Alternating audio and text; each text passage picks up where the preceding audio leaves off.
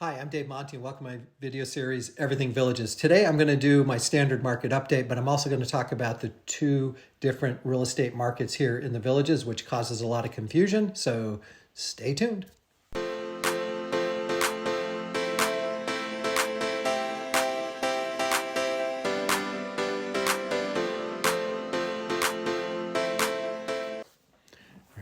As always, before we get started, a little bit of housekeeping. If you like this video, please hit like. If you like my channel, please subscribe to it. Both of those actions help these videos reach more people, and I greatly appreciate it. If you'd like a copy of my free 42-page guide, Buying and Selling a Home in the Villages, you can email me right here at davemontysales@gmail.com. I also got a nifty budgeting/cost of living tool. It requires Microsoft Excel. So if you have Microsoft Excel and you like this tool, you can also email me right here at davemontysales@gmail.com and I'll send you out your copy. Another little bit, some news actually. I don't try to make this channel about me, more about providing information, but I recently switched from Remax Premier Realty about 2 months ago and over to Next Home Sally Love. Now, that's one of the reasons why I haven't done as many videos as in the last couple of months is because it's a lot of work to switch brokers, and there's a pretty big learning curve, and in between supporting clients both on the listing and the buying side, I've just been completely busy the last couple of months. So hopefully that's a little bit behind me. Now, why the move? Why did I move? Well, the YouTube channel is very successful. All of a sudden, referrals are kicking in, listings are kicking in. So I've become just very busy. So I reached out to a bunch of brokers to explain, my situation, which is unique. Most people grow through listings. I've grown through buyers. Now I do list homes, right? But I started off with buyers, which creates a little bit of confusion in the real estate market because that's not typically how it's done. But after talking to Next Home, they wanted to take it to the next step, which is not let's just help you, but let's help your clients better. So this will take some time, but we're going to be talking about possibly putting together programs around relocation services, renovation services, help finding vendors, etc., beyond my own network. So it becomes a very strong network for potential buyers, even people looking to list their homes. Often we're helping them renovate before they list it. Right? So I'm now with Next Home. All right. Also, here's a bunch of videos. I've been promising to update some of these videos for a while, but these take time, and it's hard to squeeze in sometimes because the phone's always ringing. But the good news about these videos, even though the exact number, like in the pricing ones, are not going to be the exact number that it is today, the relative difference between the locations is the same. The relative, cost of a pool, the relative cost of different things has remained kind of the same. So they still are very informational, and you still learn a lot about the villages and looking at these. But my goal is to continue to update these. All right. Now, I promised we'd talk about the two markets here. Now, it's pretty interesting is that when you're looking at a new home and a developer builds a new home, they've always had the right to have their own sales force. What makes it a little bit more confusing here with the villages is how big the villages is and how big their sales force is. It rivals the full MLS that's in the area. So it creates some confusion. But a lot of people just don't know is that, if someone's building 200 houses somewhere, they can sell their own homes. And that's exactly what's going on here. They can also continue to list homes as long as they are in ongoing development in their development. So, and the villages is ongoing, so they can sell resale homes and they can sell new homes. So if you want a new home, and the only place you can get that is through the villages. We'll talk about some of the advantages and disadvantages of new homes a little bit in this video. I'm not going to, that's not the point of this video, but I'll get into it a little bit. But if you want to buy a new home, you have to work with the villages. If you want to list a home, you have the option of either listing with the VLS or listing with an MLS agent.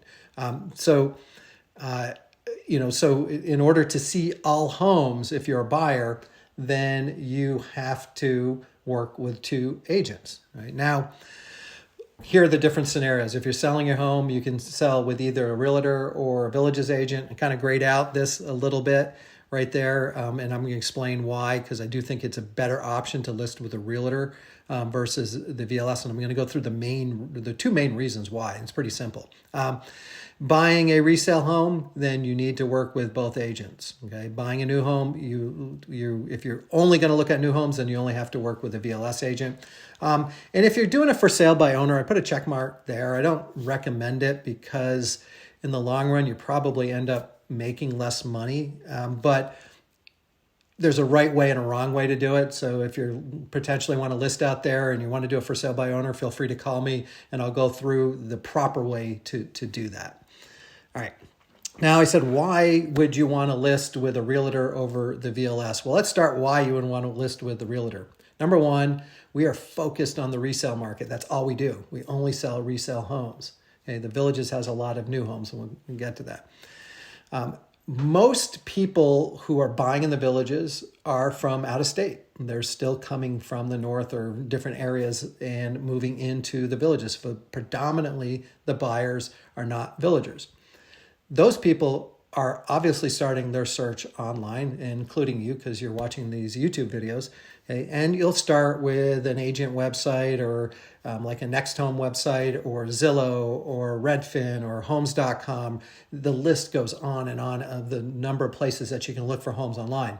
But all of those websites pull from the MLS. They don't pull from the VLS at all. Okay, so a lot of buyers who are remote and are just researching the Villages or they can go to the Villages website and not even realize that there's resale homes on there. Okay, so if you want to get your home out to the buyers, which are mainly out of state, you want to be on Zillow, you want to be on Redfin, and you want to be on all of those sites. Okay, so I'll start there.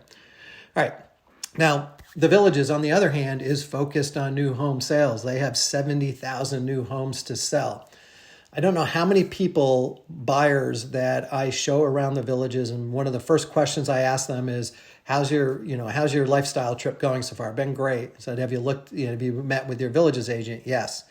And if they're looking closer to new, then they're fine. But a lot of the buyers are looking at resale homes and they flat out say, I asked to see resale homes. I asked to be north of 44 in the traditional part of the Villages. And next thing you know, we're pulling up in front of a new house. Not all agents do that. I work with a great agent over there who listens to the clients and does what they want. Okay, but a lot of the agents over there are so focused on selling new homes that a lot of times they're steering their clients towards the new homes and away from the resale homes that they're listing. Okay, so that they're listing. All right. Now the VLS is a closed system, like we talked about before. So a remote buyer has to know that they can actually look for a resale home on the VLS. Right. And that's why I kind of put this. Yes, you can sell, but a greater percentage of people are actually in the Villages list on the MLS than they do on the VLS. And I'm going to show you that here. Okay, now there's a little bit of proof that the MLS is a better place to list than the VLS. I'm a firm believer that the best product in the market wins. Okay, and when we start looking at where homes and who's listing homes, the older sections of the Villages are predominantly MLS. So the people who are experienced in the Villages, who know the Village, who know the ins and outs, are opting to list with MLS agents versus the VLS.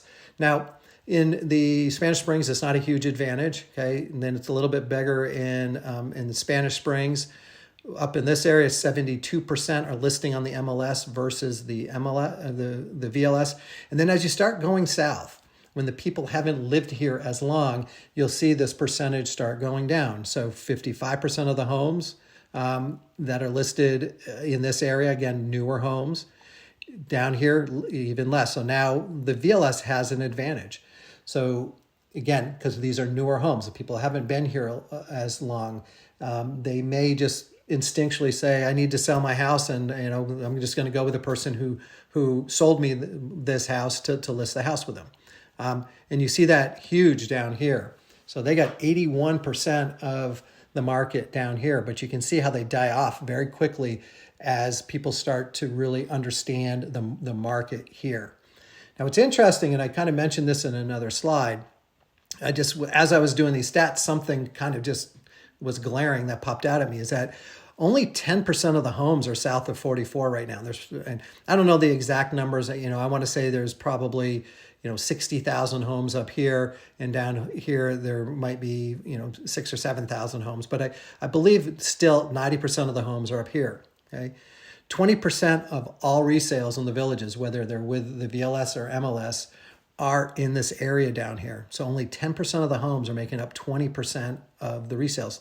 That's 3 times the rate. And now, why I bring that up is, and I hear it quite a bit, and I actually heard it yesterday. I said, I live in St. Catherine and I'm sick of having to pack a lunch to go do anything. Location, location, location. Okay, so right now, when people are moving in here, they're not liking the location as much as they are liking it up here. So there's 3 times the rate of resales down in this area. Now, I'm going to talk about in the market and pricing analysis. I'm going to talk about how sort of the pricing works in here. That I believe is either a stroke of genius or blind luck, but that helps the villages maintain a premium for their homes, even down in areas where it would not be considered a great location anywhere else because there's just nothing down here. And I have another video on that if you want to see that. The video is why are new homes less expensive than resale homes. So if you want to get a deep dive into that, you can look at that video. All right, so let's get into the market update. Okay, so the market is a little bit all over the place. I think I even put this a couple months ago. It still is. It's homes that should be priced at a certain level high or priced really low. Other homes that have no right of listing at the numbers they're listing at or listing way too high. So the market's a little bit all over the place, but there's a little bit of rhyme and reason to it, which we will also go through. All right.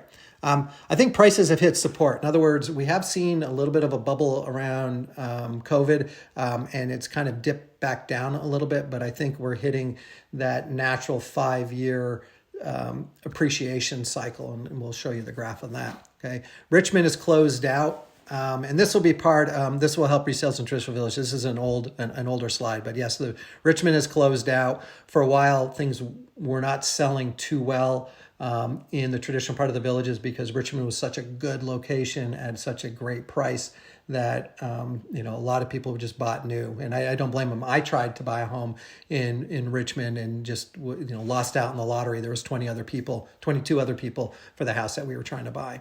All right, months of inventory. Again, if you have watched these videos before, this is probably the best indication on the strength of a market, whether it's seller or buyers. I always get asked the question, how's the market? Well, it depends if you're a buyer, it depends if you're a seller, what that market is doing. A balanced market is 6 months of inventory. So what is months of inventory?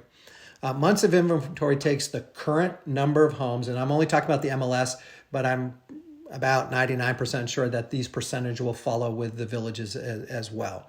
There are currently 317 homes on the market, and we're selling at 131 homes, and you divide those in and we get 2.4 months of inventory. A balanced market is 6 months of inventory. Anything less is a seller's market, so it's still a pretty strong seller's market here. Now, one thing I did notice is that the last time I did this, that we were selling on average 146 homes a month.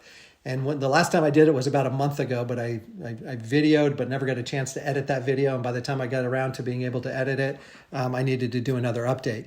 But that just means in the month of October, the number of sales have gone down quite a bit. Okay, so in general, we've seen, in the last few weeks here, that the number of homes selling right now is slowing down. A little bit of the seasonal, a little bit is going to be interest rates. Okay. All right, so here are the number of listings. If you have an eagle eye and are really looking at these graphs, these numbers are slightly off for the villages because the way that the tool captures some of the surrounding community in the villages, but in general, this is predominantly driven by, by the villages, right? So here are the number of listings, and you'll see COVID hits. Actually, I think COVID was around here, and inventories went up. No one was buying, and then people, they relaxed the COVID restrictions, and people started buying again, and the inventories hit an all-time low down here. All right, months of inventory, same thing. This will closely mimic this. Okay, so the months of inventory. Went way down in COVID. We were measuring this in days, not months down here.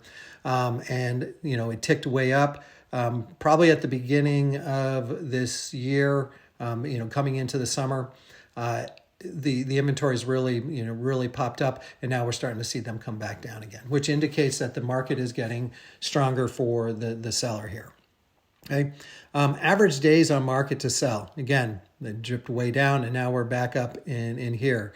Now, I'm going to talk about the difference between a home that needs updating versus a home that is, that shows great. There is a little bit of a difference that's going on, right? But in general, we're starting to see this, hover around 60 to 50 days on average for a home to sell here.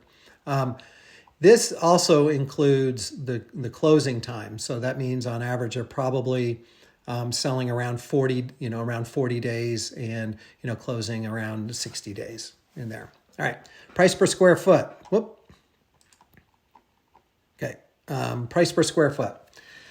That's the biggest thing. What is happening to pricing? Okay, so over the last 5 years, pricing's been ticking up. COVID happens and it goes crazy up in here. Now, if you bought in this area, I apologize, because we thought it was just going to flatten out, but it actually has come down a little bit. But what it's done, and I put this in an earlier slide, it's hit support, meaning we're now starting to get into the area where we're just on the natural appreciation that we have been on for the last 5 years. So we're starting to see that. You can see it's bounced off that line several times, and so so we're hovering around this line. Nice versus not so nice pricing. This is a little bit anecdotal. It's really hard to determine what is nice and what's not. It's a little bit of just, going through pictures and stuff. Now, what's happened is that this is the nice homes. The nice homes are still ticking up, okay, a little bit, but the not so nice homes have completely flattened out, if not come down a little bit. This gap in here, when I first did, will help clients update homes once they buy them. There was a huge gap here.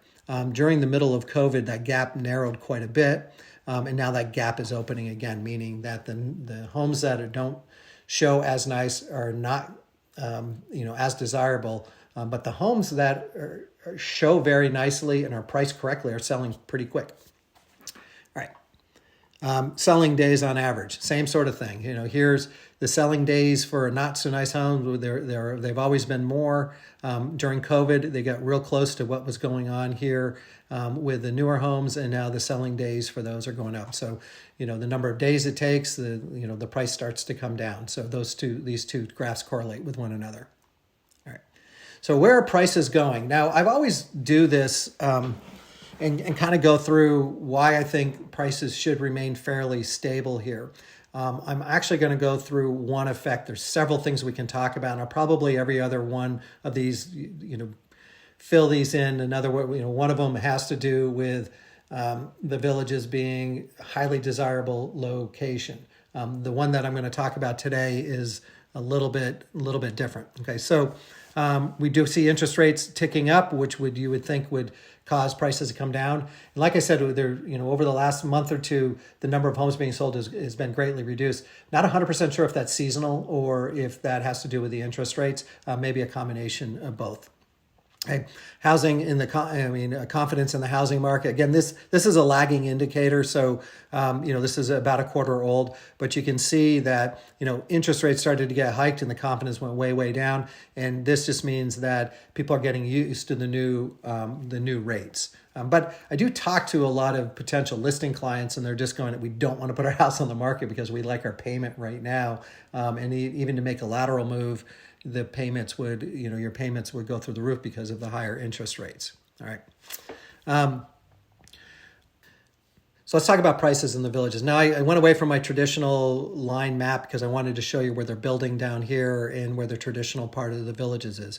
And remember, I said the resales down here are 3 times the rate up here. And you would think it'd be higher up here because the people are older and moving out or going to assisted living or moving back north or whatever. But down in here, it's 3 times the resale rate. Okay, why is that the case? And we're going to talk about a few things. But how does it affect pricing? Well, the most expensive area in the villages is right here. These are the newest homes in the traditional part of the villages. So people really want to be in the traditional part of the villages, but they also want a newer home. Often the new home will win over location. People go in and go, wow, this is gorgeous. This is beautiful. And they buy it and then they say, oops, we made a mistake. We don't like the location. That's why, again, there's probably 3 times the number of people reselling down here at this point. Now, how does this affect pricing? We talked about this as the most expensive area, but will this continue to be the most expensive area? And my answer is I believe so. Right? And in overall, the villages grows by word of mouth. If in 2017 there were 120,000 people, and in 2023 there's 153,000 people, that's a 8% increase in demand for the villages in general. Okay, so now I've got a fixed inventory up in the traditional part of the villages, and now I just had a 28% increase on fixed inventory. You would think that the pricing is going to remain stable, if not go up. Along with that, though, is I put like the traditional part of the villages. This is more not liking the new areas. If I just have a 10% increase, meaning if 20% of the people in 2017 said, hey, I want to be in the traditional part of the villages, there's no way I want to live way down south in Finney, as an example, right? Versus today, where they're building even further south with less conveniences and much further by golf cart to everything. If that just increases 10%, I'm going to show you how the math gets affected, okay? So 2017, I got 1,000 people looking per month. And this is a made up number. I'm just throwing this out to, round numbers. And we talked about, okay, if there's only 20% of the people who are coming in to look at new homes do not like the new home area, that means you're going to have 200 people looking for homes in the traditional part of the villages this month. Fast forward to 2023, okay, now I had 1,000 people. We had that 28% increase in word of mouth. So now overall in the villages per month, I got 1,280 people looking, again, made up numbers. Okay? And if I change from 20% of the people wanting to buy in the traditional part of the villages to 30% of the people, now I've got 384 people. That's a huge increase. That's almost a doubling of the demand in the traditional part of the villages. Okay, so you got a fixed inventory, you've got increased demand, that equals price increasing at a minimum, pricing leveling off. Okay, so that's just one anomaly. We can talk about, the number of people over the age of 65. Baby boomers are still retiring at a record pace, 10,000 per day. The demand for the villages continues to increase. The inventories in the traditional part of the villages are fixed, and you're going to get a price increase. So what are the key takeaways? Number one, pricing has normalized. And what do I mean by that? We showed you the 5-year graph of prices increasing. There was a big bump with COVID, and now it's come back down to that graph, but we're now hitting into that sort of traditional growth in price that we have been seeing over the past 5 years. We did talk about the inventories increasing. Well, the inventories actually come down, but also the number of people who are buying have also been reduced through September, October timeframe. I think part of that seasonality, and I think part of that is interest rates. But we are now heading into busy season, so I do think we'll start seeing an increase in demand here. The inventories have settled out. We've been hovering around 2.5%. We've been hovering around 2.5 months of inventory. Okay, interest rates are continuing to tick up again. We'll wait and see if that's having another effect on the market, but we are seeing interest rates. It's just something to keep an eye on. Okay, The one thing that's killing the interest rate wise is that the investors are kind of sitting on the sideline. So if you got a patio villa to sell, those aren't selling as much as they used to, because those the investors love to gobble up. But with the higher interest rates, the investors are, the math doesn't work. If you want to put a standard 20% down payment on, you're going to be way upside down cash flow if you're not paying cash for a house and only doing 20% down. Okay. If you believe the market's going to crash or you're looking for a safe place to put real estate money, I still believe this is a great place to put your money, right, for all those reasons that we were talking about earlier. All right. Well, I hope you enjoyed this video. Like I said before, if you like the video, please hit like. If you like my channel, please subscribe to it. If you like a copy of my free 42-page guide, Buying and Selling a Home in the Villages, you can email me right here. I also have a nifty cost of living calculator that you can also email me for right here at davemontysales@gmail.com. Be seeing you around the Villages. Take care.